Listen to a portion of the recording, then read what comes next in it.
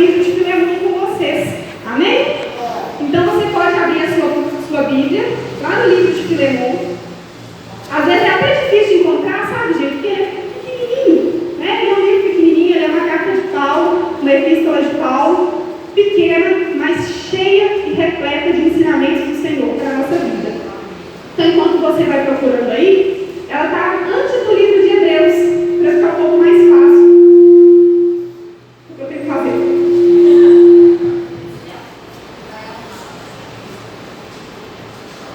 Glória a Deus. Aí. Acharam, irmãs? Amém? Nesse livro de Filemon, talvez você já tenha ouvido outras pregações sobre o livro de Filemon. Nós temos aqui três pessoas que são muito importantes. Paulo, que é quem escreve o livro, né? Quem escreve a carta. Nós temos várias epístolas, várias cartas de Paulo no Novo Testamento. Ele escreve essa carta destinada a Filemon. Também nós vamos ver quem era Filemon aqui. Para falar, para fazer uma solicitação, para fazer uma intercessão pela vida de Onésimo. Então nós temos três pessoas que são colocadas aqui nessa carta.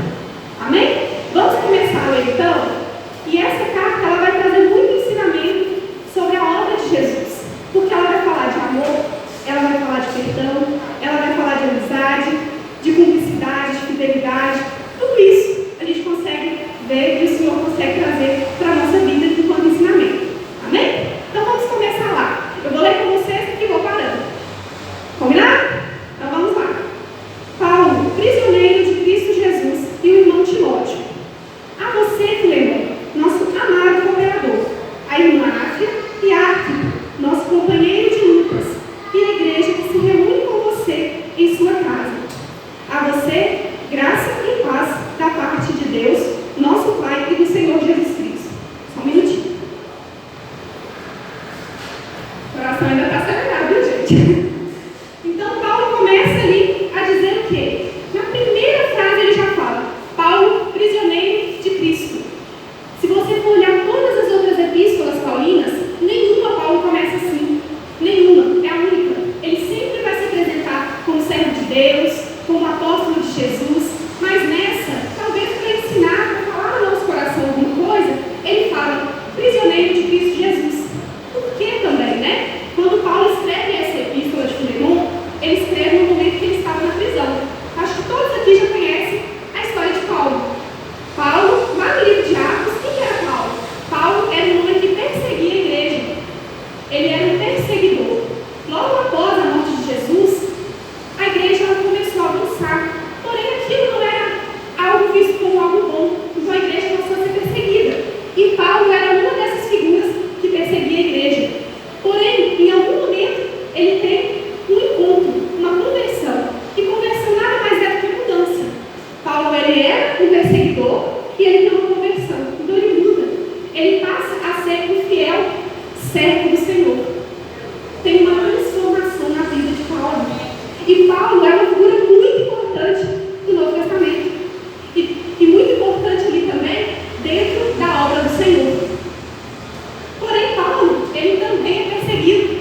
Ele sofre aquilo que ele fez porque ele passa a fazer parte da igreja. E ali naquele momento que ele é perseguido, ele é açoitado, ele é preso, ele sofre.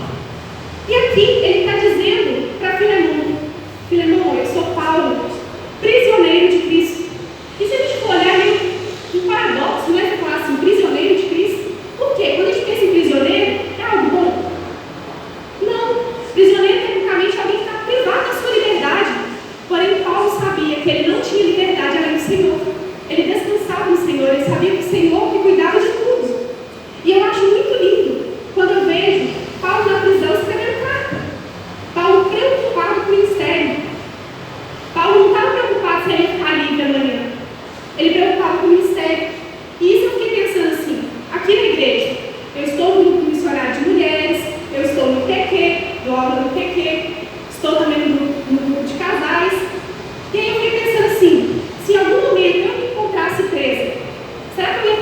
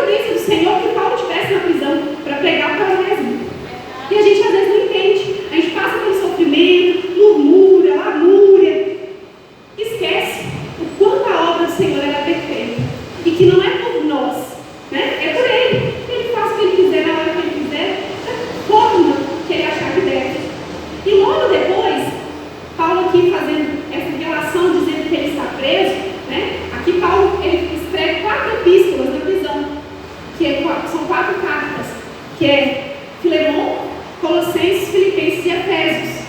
Então, para a gente ver que não foi só uma, não foi por acaso. Paulo realmente se preocupava muito com o ministério. Ele se preocupava com as pessoas, com as almas e de levar a mensagem da cruz. E aí ele escreve essa carta para Filemon. E ele fala ali para Filemon, meu amado cooperador. Quando eu leio, eu penso assim, nossa, amado cooperador. A gente fala, nossa, fulano, você é meu amado para qualquer pessoa? Não. O que é amado? Amado é aquele que você gosta, né? Você tem ali um sentimento, um relacionamento. E Paulo tinha esse sentimento com Filemon. Filemon é o seu amado cooperador. E cooperador é aquela pessoa que está com você, que está no mesmo propósito, que te ajuda. Essa pessoa é um cooperador. Estou aqui na casa do Senhor. Nós temos o pastor Roberto, nós temos a pastora Neus, nós temos todos os pastores, nós temos a equipe que auxilia. Todos vocês que estão aqui no nosso grupo Esmagado de Mulheres, que estão na liderança, vocês são cooperadoras. Porque a gente ajuda, né? Então Paulo mostra ali que Filemon, ele era alguém importante para ele. Ele era alguém que ele amava. Ele era um amigo, um servo do Senhor. Quando ele diz, você é meu amado cooperador. Você não é só meu amigo, mas você também é um servo do Senhor que está na obra. E Paulo continua dizendo a ele, e fala inclusive a outras pessoas, e a igreja se reúne na sua casa. Aí a gente pensa assim, nossa, como assim a igreja se reunia na casa de Paulo, de Filemon? A igreja primitiva, ela não se reunia em templos igual a gente tem. Ela se reunia nas casas das pessoas. E geralmente eram casas maiores, de pessoas que eram mais ricas. Por quê? Naquele período lá atrás, se a gente pensar, as casas não eram o mesmo estilo de construção que a gente tem hoje. Era um estilo de construção diferenciado. E ali só poderia habitar uma igreja, né, pessoas, você receber pessoas na sua casa, se você tivesse uma casa grande. E quem geralmente tinha essa casa grande? Pessoas que eram mais ricas. Então, Filemon era uma pessoa rica daquela época, mas também era um servo do Senhor. Então, algumas coisas aqui a gente já começa a entender e já deixa ensinamentos para a gente. Que independente da situação que nós estamos, nós não podemos nunca nos esquecer do alto que é Cristo. Amém? Então, vamos continuar lá. No próximo versículo, na minha Bíblia tem um título. Não sei se na de vocês tem. Na minha está escrito assim, ação de graças e intercessão. Então, vamos continuar lá, do versículo 4 ao versículo 7. O que Paulo vai dizer para Filemon? E no caso aqui, a carta ela não era só destinada a Filemon. Ela era especificamente para Filemon, mas também para a igreja que se reunia na casa dele. Amém? Então vamos lá. Sempre dou graças a meu Deus, lembrando-me de você nas minhas orações, porque ouço falar da sua fé no Senhor Jesus e do seu amor por todos os santos. Oro para que a comunhão que procede da sua fé seja eficaz no pleno conhecimento de todo o bem que temos em Cristo. Seu amor me tem dado grande alegria e consolação, porque você, irmão, tem reanimado o coração dos santos. Mais uma vez, Paulo vai falar aqui da alegria de ter aquele amado cooperador para aquele ministério. Ele vai falar que ele ora por ele. E isso a gente sabe, né? A gente sabe que os nossos pastores, eles sempre estão orando por todos nós, aqueles que são liderados. Isso é muito lindo, isso demonstra também amor. A oração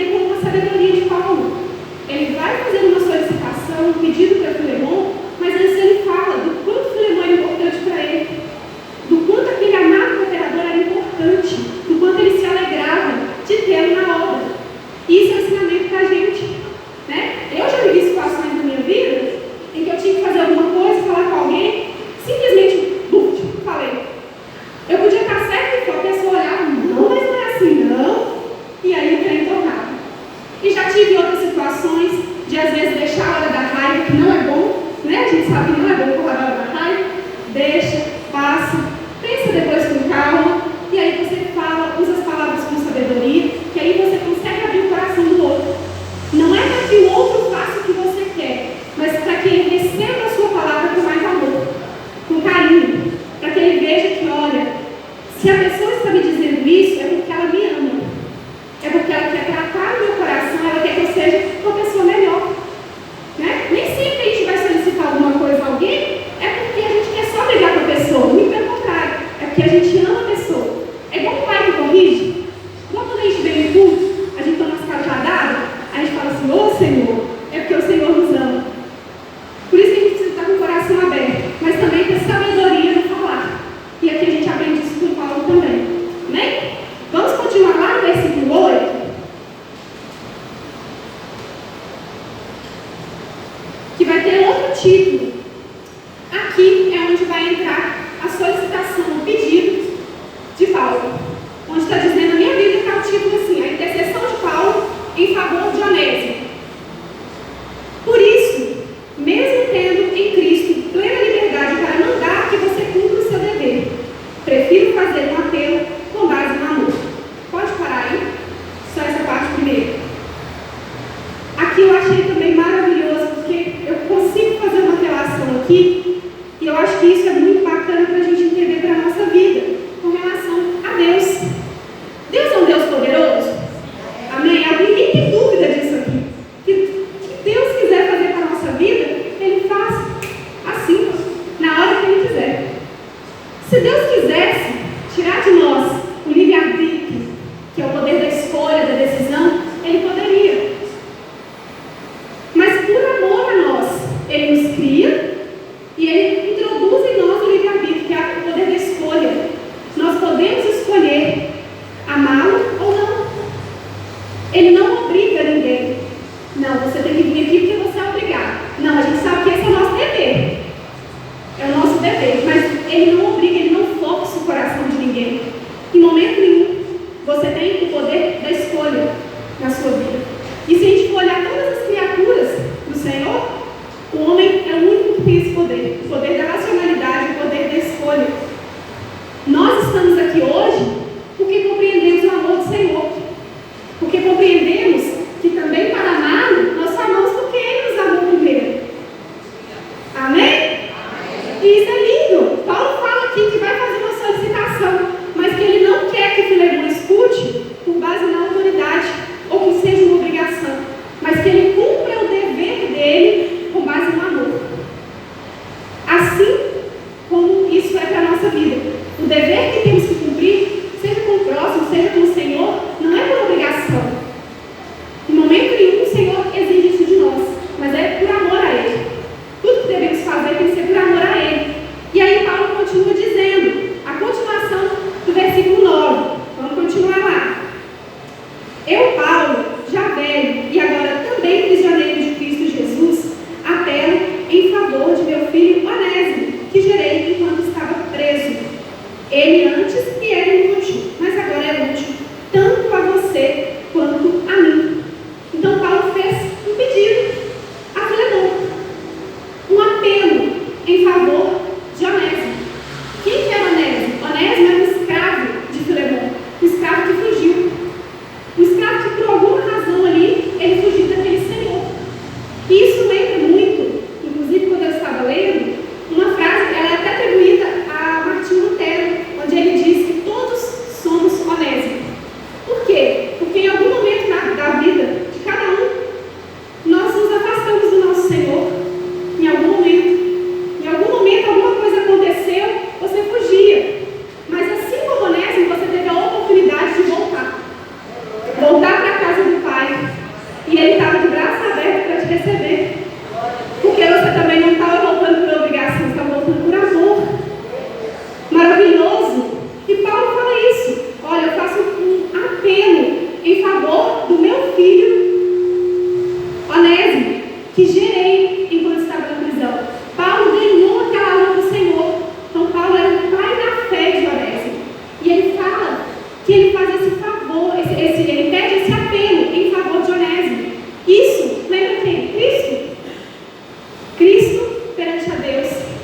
sendo mediador da nossa vida, se dando em sacrifício para que hoje pudéssemos ser chamados de filhos do Senhor. Então essa carta, ela é recheada de ensinamento para a gente, e ela lembra o tempo todo de Jesus, do seu ministério, do seu sacrifício, do seu amor, do seu perdão, que esse é perdão. E o que Paulo está pedindo aqui é em favor de Onésimo. Por quê? Porque ele sabia que ali tinha um relacionamento rompido entre Filemon e Onésimo. Imagina você tem uma pessoa que está com você, a pessoa simplesmente some, ou a pessoa te trai, você se sente ofendido. Talvez você já tenha sentido isso. E não é algo bom. Traição, mentira, tudo isso gera uma angústia, uma tristeza no seu coração. E Paulo sabia desse relacionamento rompido. Então Paulo vai ali ensinar também, tanto a Onésimo quanto a Filemon, sobre essa necessidade de voltar, do escravo voltar para a casa do seu senhor, e aí não mais como escravo, né? Porque aqui Paulo nos mostra que a Onésimo tem uma conversão, e do Senhor receber aquele escravo, mas como irmão agora. Paulo continua então, dizendo, inclusive, antes ele era inútil, mas agora ele é útil. O nome Onésimo, ele traz esse entendimento de útil. E aí Paulo faz um trocadilho, né, dizendo, antes ele era inútil. Por quê? Enquanto escravo, enquanto pecador que fugia, ele não era útil à obra do Senhor. Hoje ele é útil, inclusive para mim, na obra de Deus. Porém, como Paulo sabia desse relacionamento, ele retorna, ele pede aquele escravo que retorne ao seu senhor. E ele continua lá no verso 12, dizendo, mando de volta a você, como se fosse o meu próprio coração. Gostaria de mantê-lo comigo, para que me ajudasse em seu lugar enquanto estou preso, por causa do Evangelho. Mas não quis fazer nada sem a sua permissão, para que qualquer favor que você fizer seja espontâneo e não forçado. Olha a amizade, a fidelidade de Paulo com Filemon. Paulo era uma autoridade espiritual na vida de Filemon, não é? Ele precisava pedir para que recebesse? Não. Ele podia ali simplesmente falar, olha, esse novo convertido, esse irmão em Cristo, ele me é útil na obra. Eu preciso, a igreja está sendo perseguida, nós precisamos de cooperadores, então eu vou deixar ele aqui. Talvez Filemon nem saiba que ele está aqui comigo, porque na época, gente, não tinha WhatsApp, né? Ninguém, Onésimo está aqui comigo, viu? Talvez ele nunca descobriria, né? As fronteiras, elas eram muito grandes, era muito difícil de ter esse acesso. Mas Paulo ali tinha uma fidelidade com o seu amado cooperador, e ele sabia que precisava trabalhar tanto em um quanto no outro. Por quê? Porque ele precisava trabalhar no coração, né? Trazer esse ensinamento para o coração de Onésimo. Às vezes acontece, né? A gente vê o pessoal falando, nossa, agora eu sou nova criatura, né? A partir do momento que eu me converto, as coisas velhas ficaram para trás. Glória a Deus, as coisas erradas. Mas não é porque eu feri alguém que agora eu dou um passo para frente, que eu deixo aquilo para trás. Que eu não tenho que ter um conserto. Eu tenho que voltar, se eu ferir alguém, se eu ferir o coração de alguém, eu tenho que voltar lá e pedir perdão. Não só por pedir, lógico, né? Mas eu tenho que realmente compreender que aquilo não foi correto. E que aquela mágoa que eu posso ter gerado no coração do meu irmão, posso inclusive afastá-lo do Senhor. Poderia acontecer, a gente não sabe. Filemon era um amado cooperador. Mas talvez aquela mágoa por Onésimo podia crescer no coração dele. E ali a gente sabe onde a treva habita, onde começa a crescer. Quanto mais coisas ruins crescem no nosso coração, mais nós vamos nos afastando da presença do Senhor. Então talvez ali Filemon pudesse deixar aquilo e, como se fosse uma plantinha, vai regando, vai regando, vai regando. Aquela mágoa vai crescendo, vai crescendo. E aí? Daqui a pouco já não está mais na obra. Daqui a pouco já desistiu de tudo. Então Onésimo também, ele tem essa conversão no coração dele, mas ele precisa voltar lá atrás. Precisa voltar lá atrás e pedir perdão. Precisa ter um recomeço. Não é porque ele teve uma conversão que tudo mudou e ele deixa tudo para trás.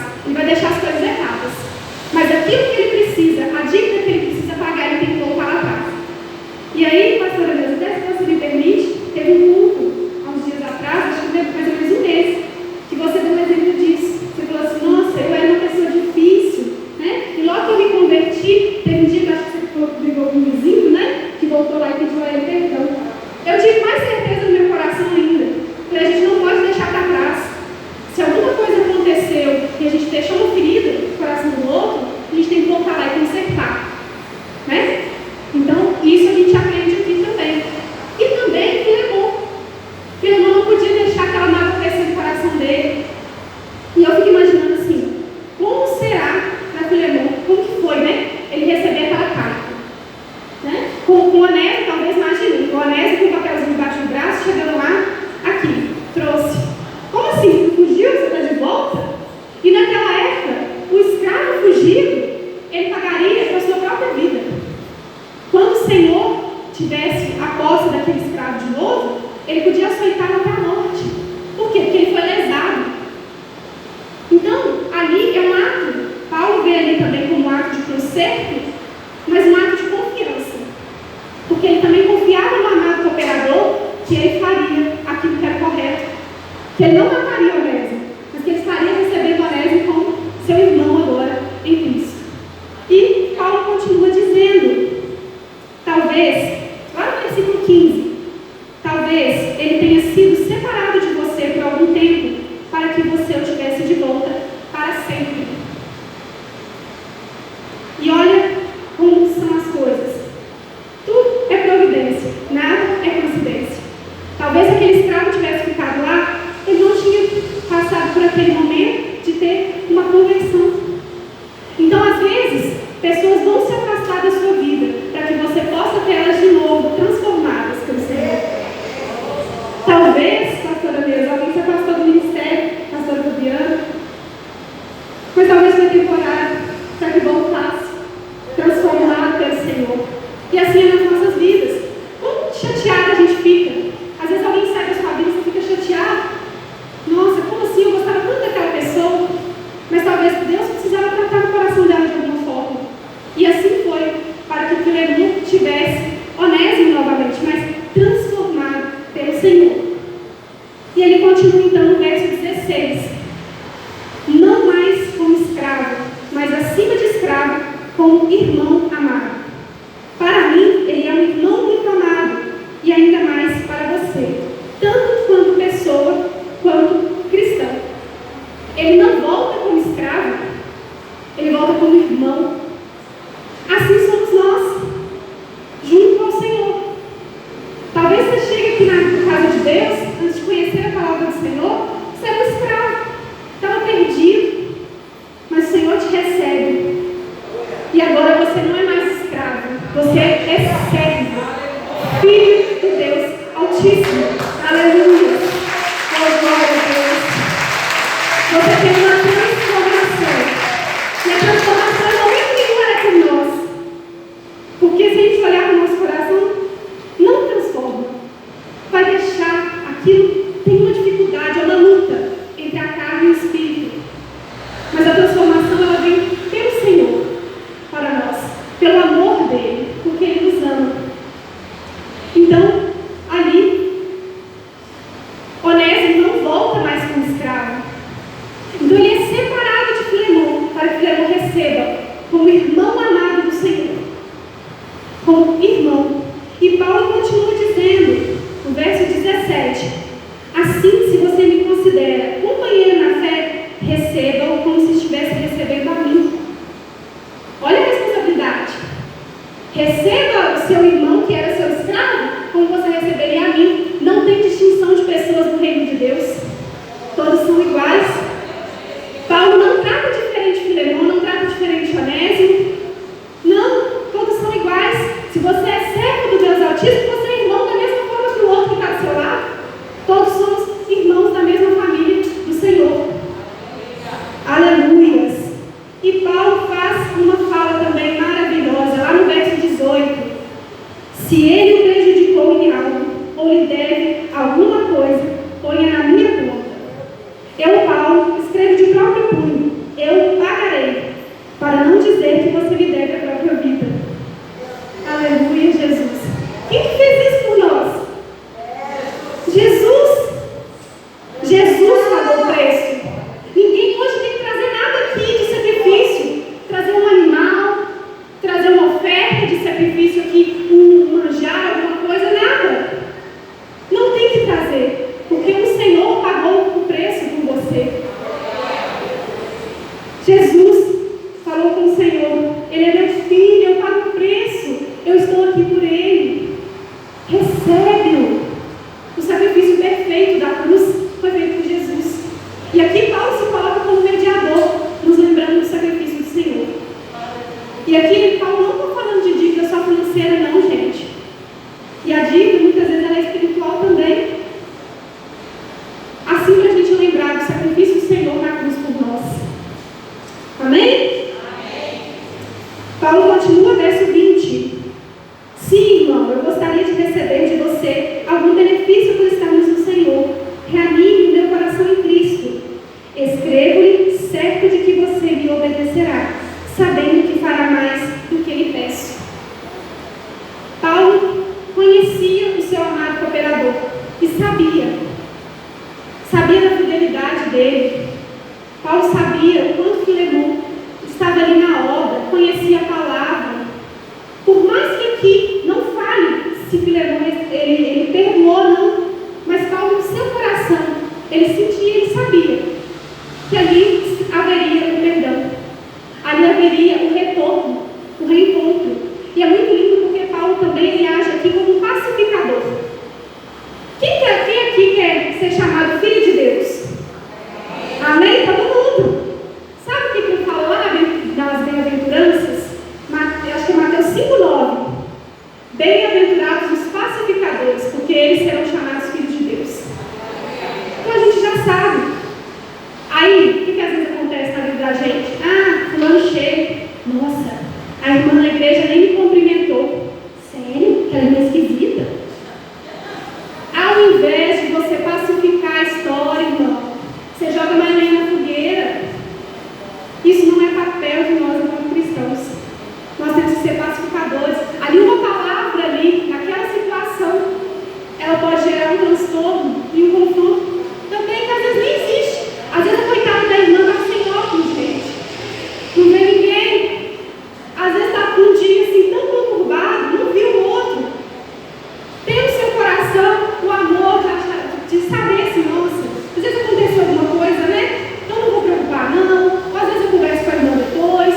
Ou se alguém chegar até você. Não jogue fogo, não jogue ali uma gasolina. Seja um pacificador do Senhor naquela vida. Amém?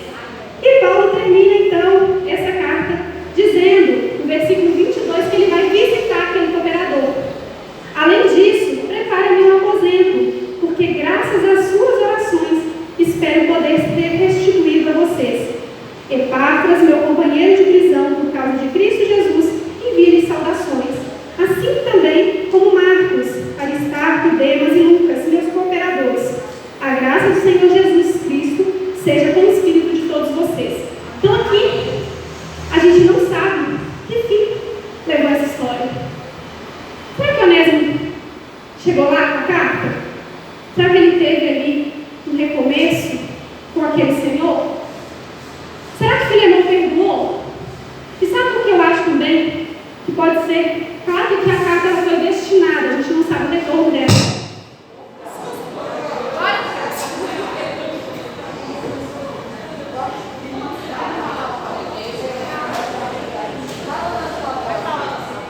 Vocês conseguem me ouvir? Amém. Deixa eu só dar uma água.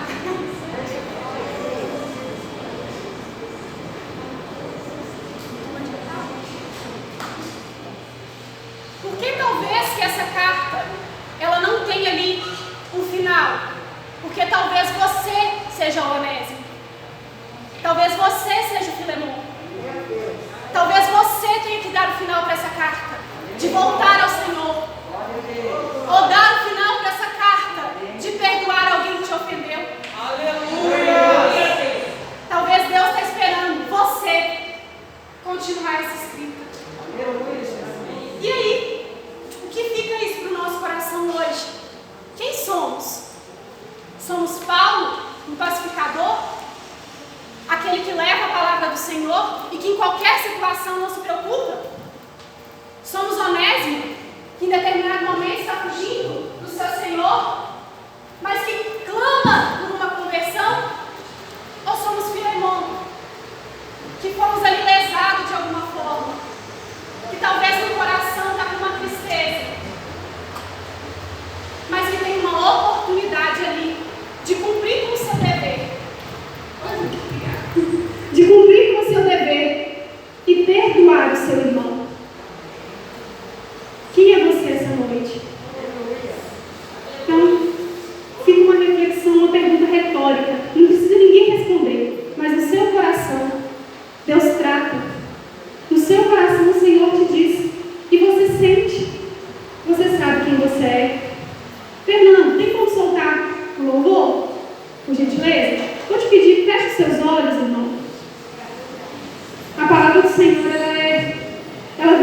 coração.